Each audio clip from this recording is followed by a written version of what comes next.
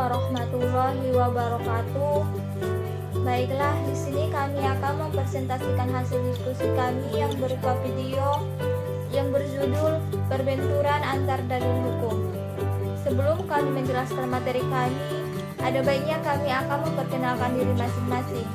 Karena pepatah juga mengatakan, tak kenal maka tak sayang, dan tak sayang maka tak cinta.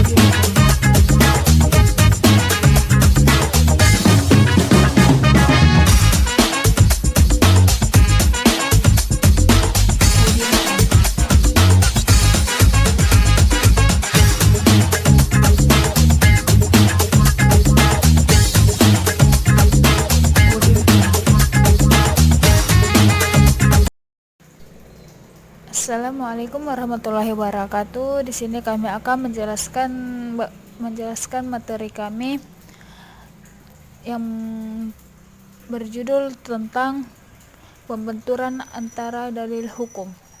Di sini saya sebagai pemakalah pertama yang bernama Deni Zahara akan menjelaskan pada bagian poin pertama, yaitu tentang pengertian ta'arud al-adilah. Ta'arud menurut bahasa adalah pertentangan satu dengan yang lainnya. Sementara kata al-adilah adalah bentuk plural dan kata dalil yang berarti argumen, alasan, dan dalil. Secara istilah, ta'arud al-adilah adalah sebagai perlawanan antara kandungan salah satu dari dua dalil lain. Sehingga dalam implikasinya, kedua dalil yang berlawanan tersebut tidak mungkin dipakai pada satu waktu. Perlawanan ini dapat terjadi antara ayat Al-Quran yang lain, hadis mutawatir dengan hadis mutawatir yang lain, hadis ahad dengan hadis yang lain sebaliknya. Perlawanan tersebut tidak akan terjadi apabila kedua dalil tersebut berbeda kekuatannya, karena pada hakikatnya dalil yang lebih kuatlah yang diamalkan.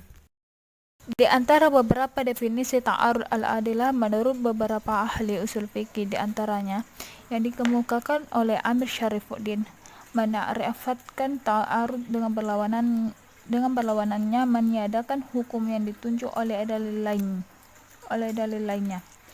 Abdul Wahab Khalam mendefinisikan ta'arud secara singkat yang kontradiktif antara dua nas atau dalil yang sama kekuatannya.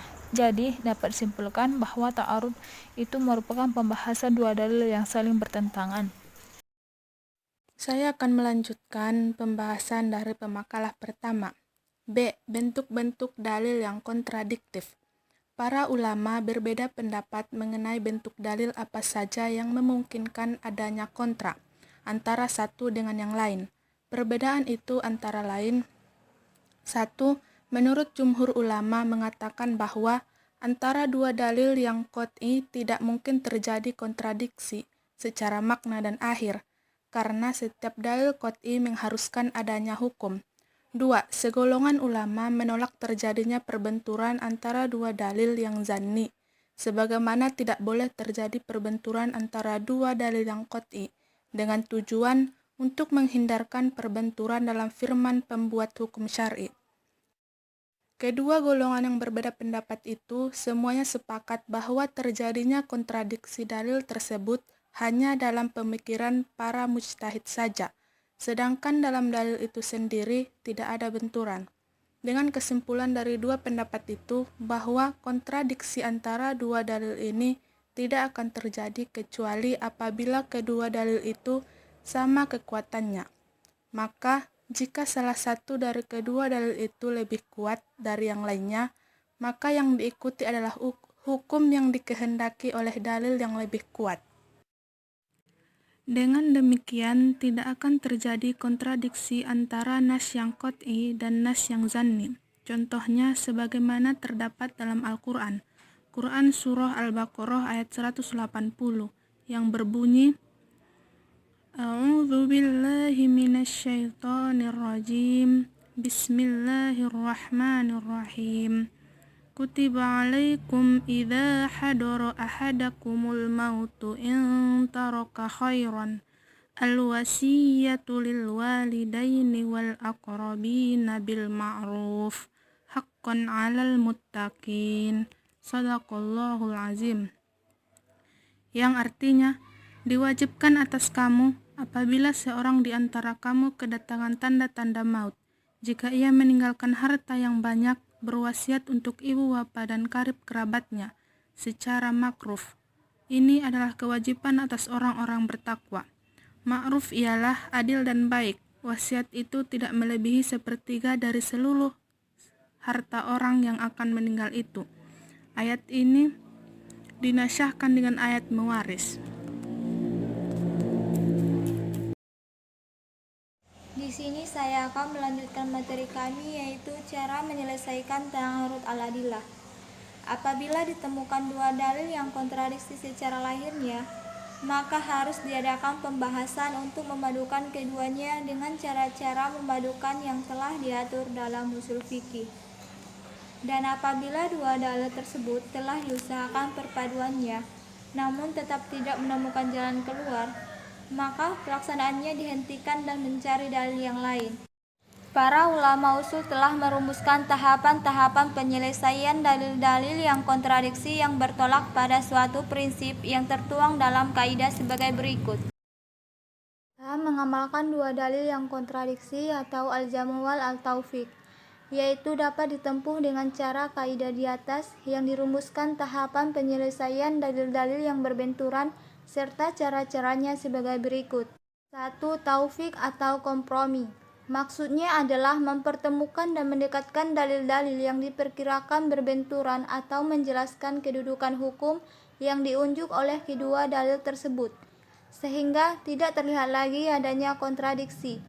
2. Taksis, yaitu jika dua dalil yang secara zahir berbenturan dan tidak mungkin dilakukan usaha kompromi, namun satu di antara dalil tersebut bersifat umum dan yang lain bersifat khusus, maka dalil yang khusus itulah yang diamalkan untuk mengatur hal yang khusus.